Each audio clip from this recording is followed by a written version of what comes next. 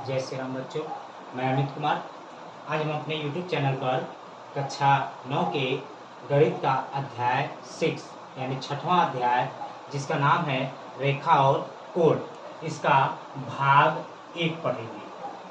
ठीक है, यानी हर एक को पढ़ने के समय लगेगा। इसमें कुछ प्रश्नावलियाँ भी हैं, इसलिए हम इसको भाग के रूप में डिवाइड किए हैं। तो जिस पार्ट को आगे बनाते जाएंगे वो लिखते चलेंगे, जिससे आप अगले भाग को आसानी से देख सकते हैं। चलिए, तो सबसे पहले हम बात करते हैं आपके रेखा और कोण के बारे में। तो सबसे पहले रेखा दिया है, हम रेखा को किस प्रकार परिभाषित करेंगे। रेखा के साथ साथ आपका एक और होता है दूसरा आता है आपका किरण, और तीसरा आता है आपका रेखाखंड। ये 3 टॉपिक इसमें आपके आते हैं।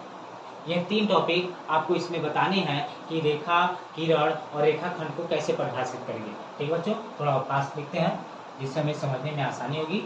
रेखा, किरण और रेखाखंड तीनों को आपको एक ही साथ में समझा देंगे, बस बहुत ज़्यादा नहीं करना। सबसे पहले रेखा जो होता है बिंदुओं का वह समूह,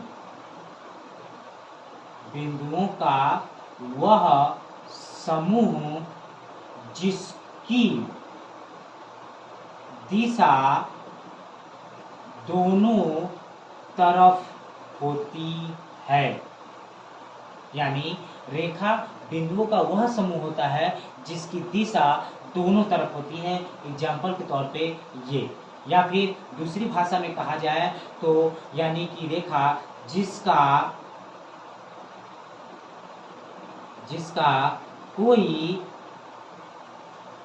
अंत बिंदु नहीं होता है,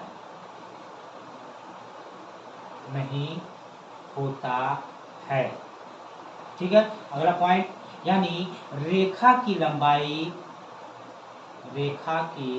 लंबाई अनिश्चित होती है।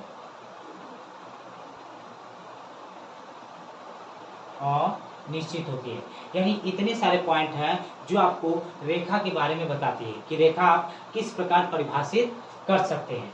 यानी कि अगर इसी के आधार पे किरण और रेखाखंड को भी परिभाषित करना तो सरलता से कर सकते हैं। यानी अगर किरण को बात करें तो किरण आपका इस तरीके से दर्शाया जाता है। अब हमने चित्र बनाया और रेखाखंड को इस तरीके से। तो अब चित्र को देखकर केवल इसके तीनों पॉइंटों को बहुत सरलता से लिख सकते हैं। जैसे पहला कि बिंदु का वह समूह जिसकी दिशा दोनों तरफ होती है, रेखा होती है। तो किरण में आएंगे तो बिंदु का वह समूह जिसकी केवल एक दिशा होती है, जिसको केवल एक तरफ से बढ़ाया जा सकता है।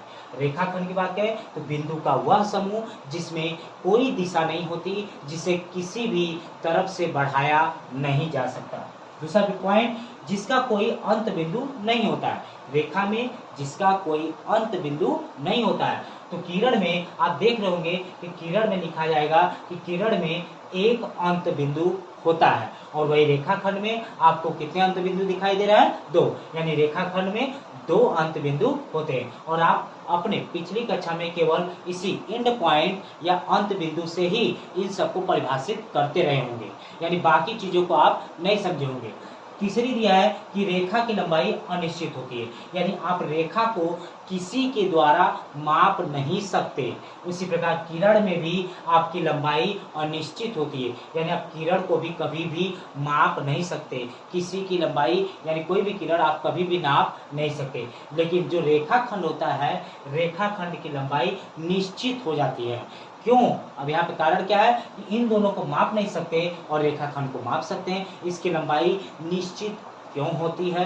कारण यह है कि बच्चों कि इसमें दिशाएं होती है, यानी तीर होता है, अंत बिंदु नहीं होते हैं, जिससे ये रुकने का नाम नहीं लेते। आप अगर इनको फिर बढ़ाएंगे तो ये फिर बढ़ जाएंगे। उसी प्रकार किरण में भी आपका एक तीर होता है, एक दिशा होती है, जिसको एक दिशा से आप चाहे तो अनंत तक, जहां नहीं वहां तक बढ़ा सकते हैं। लेकिन रेखाखंड में 2 अंत बिंदु होने कारण इसे हम इसके निश्चित लंबाई से अधिक नहीं बढ़ा सकते, जिससे हमें रेखा, किरण और रेखाखंड के बारे में हम अगर अंतर लिखने के लिए आता है या कोई हमसे पूछता है तो हम इतने सारी चीज़ों को बताकर उसके उसकी दुविधाओं को दूर कर सकते हैं। लेकिन अगर आप केवल अंत बिंदु से किसी को बताएंगे तो वो अंत बिंदु नहीं समझता कि अंत बिंदु क्या होता है। तो इसीलिए हमने इसमें 2 और परिभाषाएं अपने से जोड़ दी है, जिससे वह इस चीज़ से पता कर लेगा कि कौन की रेखा होता है, कौन किरण होता है और कौन रेखा खंड होता है। ठीक है बच्चों, अब जब इन तीनों को हमने जान लिया तो इन्हीं तीनों के माध्यम से हम कोण को भी परिभाषित करेंगे। अब बात करते हैं कोण की। कोण कैसे आप बनाएंगे? कोण तो आप बने हुए देखे होंगे। कोण आप पिछली कक्षा में देखेंगे तो इस तरीके से बनाए गए हैं। यहाँ पे होता है कोण। अब अगर हमने चित्र बना दिया तो अब अगर आपसे कहे कि चलिए इसकी परिभाषा बताइए, तो क्या आप बता सकते हैं? बिल्कुल। अब इसकी परिभाषा हम क्या कर रहे हैं, देख रहे हैं कि इसमें हमें ये दिखाई दे रहा है कि एक आपका यहाँ पे ये जो बिंदु है इसको बोलते हैं निश्चित बिंदु। निश्चित बिंदु यानी किसी निश्चित बिंदु से जाने वाली 2 किरण, किसी निश्चित बिंदु से जाने वाली या निकलने वाली या होकर जाने वाली 2 किरण आपस में के बीच में कोण का निर्माण करते हैं। ये किरण के माध्यम से आपका क्या हो गया, कोण की परिभाषा होगी।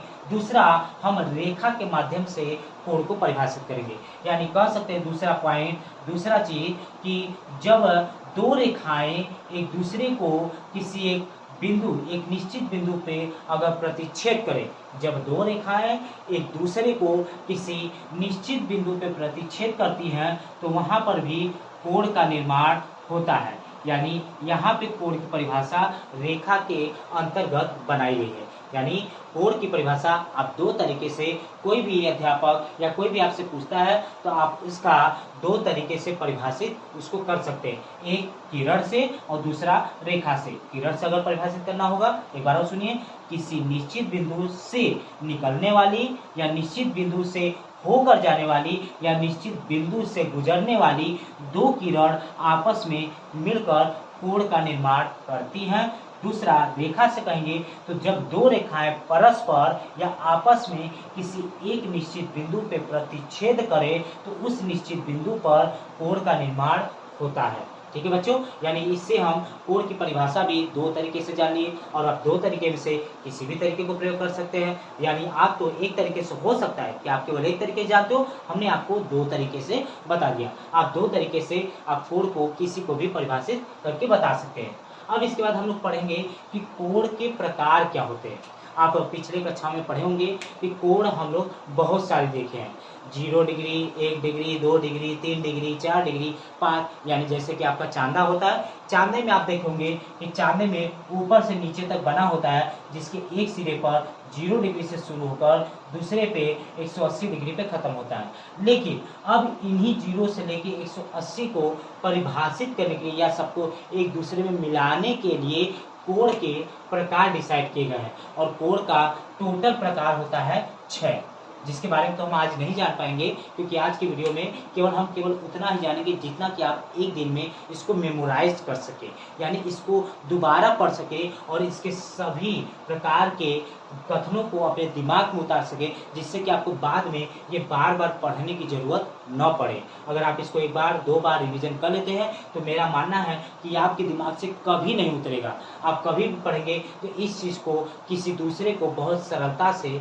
बता सकते हैं। इसलिए हम केवल उतने ही आपको रोज पढ़ाएंगे जितना कि आप एक दिन में पढ़ सके। हम आपको आधा घंटा, 1 घंटा, 2 घंटा नहीं पढ़ा सकते, जिससे कि 1 घंटे का पूरा अगर झोला भर के हो जाएगा या फिर गगरी या फिर झुआ भर का अगर हो जाएगा तो वो क्या करेगा कि आपको पूरी तरह से ज्ञान नहीं दे पाएगा। अगर आप पीछे का पढ़ते चलेंगे, आगे बढ़ेंगे तो पीछे की चीज़ें भुला जाएंगे, क्योंकि कक्षा 9 में एक विषय नहीं पढ़ना होता, आपको हर एक विषय को डेली का डेली पढ़ना पड़ता है। इसलिए हर एक विषय को अगर आप छोटा छोटा थोड़ा थोड़ा करके रोज पढ़ोगे तो आपका चीज़ कभी भी एक झुआ की तरह नहीं होगा, यानी आपको बहुत ज़्यादा परेशानी नहीं होगी। इसलिए कम कम पढ़ेंगे। जैसे संत या महापुरुष कहते हैं कि कम खाओ कम बोलो, ये उनका गुणगान होता है कि कम खाएंगे कम बोलेंगे तो कम बोलने से आप अधिक से अधिक चीज़ों का संग्रह कर सकते हैं, कम खाने से अपने शरीर को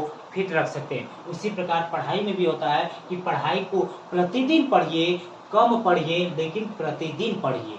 ये चीज़ अगर आप एक ही दिन में ढेर सारा पढ़ लेंगे तो उसका कोई भी लाभ कभी मिलने वाला नहीं है। इसके बाद आप ये याद रखिए कि इन सभी में बहुत सारे प्रश्नों का संयोजन भी होता है। आप चाहे तो बहुत सारे प्रश्न बना सकते हैं और बना के हमें कमेंट्स करके बता सकते हैं कि सर ये प्रश्न है, इसका उत्तर कृपया हमें बताइए। हम उसका उत्तर देने के लिए सक्षम है कि हम आपको उसका प्रश्न का उत्तर जरूर देंगे। ठीक है बच्चों, तो आज के लिए हमारे कक्षा 9 के लिए इतना ही वीडियो आपके लिए है। ठीक है, अगला भाग इसका हम लोग कल पढ़ेंगे। जय श्री राम, धन्यवाद।